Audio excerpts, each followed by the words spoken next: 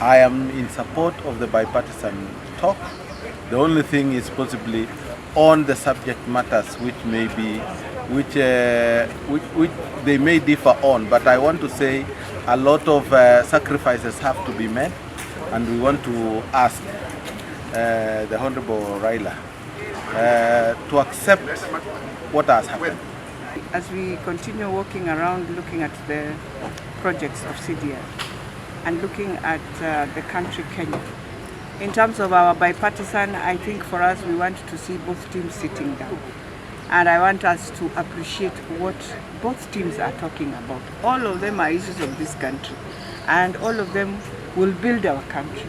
So as much as one will feel you don't want to hear about what Azimio is saying, or you don't want to hear about Kenya Kwanza, then you will not be listening to Kenya.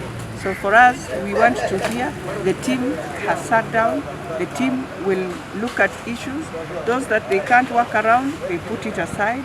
What they can feel they have consensus, you tell Kenyans as we move on for the benefit of this country.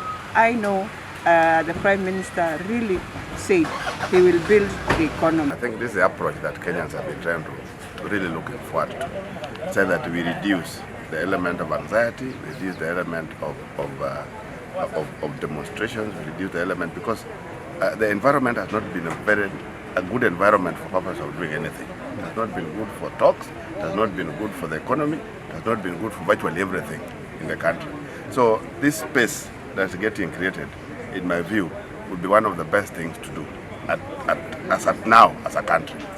Because if you don't go that route, then it means that we are getting into different options, which we have also demonstrated are not useful. Yeah, it's not useful when we go into directions where we go the direction where one person is in charge of everything. We also are going. We don't want to go to the route of where we are demonstrating everything. We're also not going to a situation where we are saying no.